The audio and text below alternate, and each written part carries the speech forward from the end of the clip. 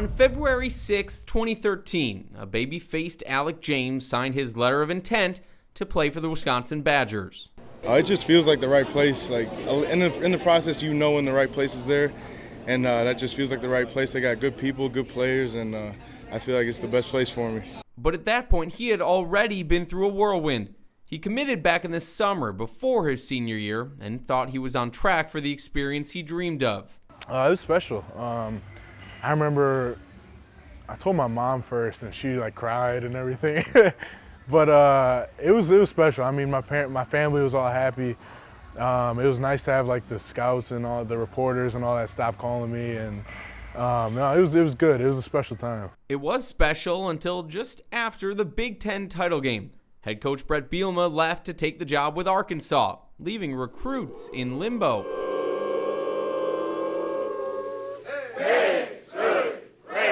You know, I think Alec did the right thing by sort of opening up his recruiting again. I mean, Alec could have gone anywhere. I mean, he could have gone to Clemson. He could have gone to TCU. He could have gone to Oklahoma. I mean, he had big-time offers from a lot of schools. Every school I went to, it was just I would always find myself comparing it back to Wisconsin, especially when I was out in Oregon. I remember one of the players was telling me something about the stuff they had, and I was like, man, well, back in Wisconsin, we got this, this, and this. And in my head, I was like, man, I really just said we, that must be my school. I think, he was meant to go to Wisconsin, and in the end, it was the right decision. So after 2 months of uncertainty, signing day meant a lot to him. College football was in his future as he began taking the next steps to get to the next levels.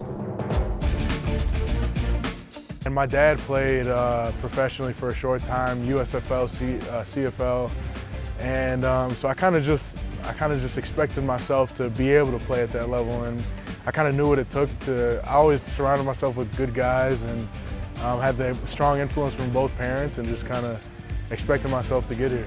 His football-playing dad, Jimmy James, along with his mom, Heidi, instilled a work ethic in him that helped push him past other players on the depth chart and take advantage of opportunities he had every year. I think he was a guy that really knew who he was, as far as what his skill set was and how to utilize that. Not the biggest guy, very explosive, great leverage, great power. And I think he understood that within the scheme, how he had to win with that skill set. Each year was just trying to work on one small thing, try to get better at one small thing, and try to stack on top of that whether it be spring ball, summer conditioning, during the season, whatever it was. So the coaching staff, the players, the older guys like Warren and Zags definitely helped me. It's no surprise that older players had an influence on him. He acted older than his age. He always has. Disciplined, prepared, responsible, methodical, accountable. Yeah, he was, no doubt. I mean, he was always taking notes. He was always writing it down. He was a smart player. Definitely works hard in the weight room. Watches what he eats, and he showed on the field. And, physically, you look at it, and he takes care of his body, and he really works at it, and then translated to the field. He's very strict with what he did. So in terms of diet, and limiting his in his free time, he's working extra on his craft, and something that when I got to know him, I wouldn't really think of him doing. But those last couple years, he was like, I'd be eating a burger, he'd be looking at me like, are you kidding me?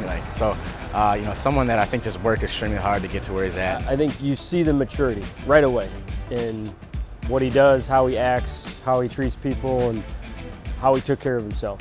By the time he left Madison, he certainly left his mark. He tallied 100 tackles in his career, 52 of them during a brilliant senior campaign that earned him second-team All-Big Ten status. His 6.5 sacks in 2017 were second on the Badgers and just half a sack shy of J.J. Watt's mark in 2010.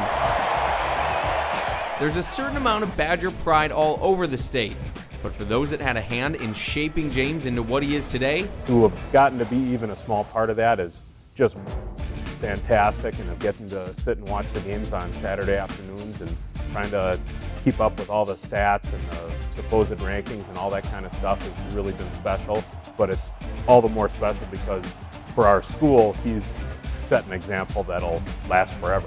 There's a tremendous amount of pride, to see Alec and all the things that he was able to accomplish at Wisconsin. And, it wasn't easy for him. Once he got that chance at what I think is his natural position, he certainly showed what he could do. When Saturdays came around, I didn't miss many games over the last 4 years, and not many people who coached him did it. The team's success made James's career even better. He's part of the winningest class in school history now, going 45-10 in the last 4 years, and they show no signs of slowing down. He left the jersey in a better place than when he found it. Defensive end, Alec James. All the credit goes to guys that came before me. They kind of taught us that tradition of winning games, of being a powerful team.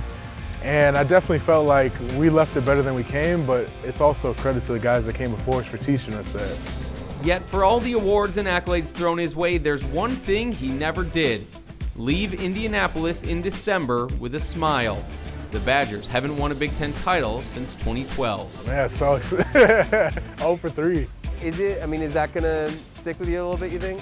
A little bit. Not as much as you would think. I mean, the experiences of like winning the Cotton Bowl and winning the Orange Bowl and things like that, those kind of outweigh the Big Ten titles. Like, yeah, it sucks, but it was fun. Well, there is that 6-foot chunk of wood that's taken up permanent residence in Madison lately. Yeah, that's better than the Big Ten title. I'll take that.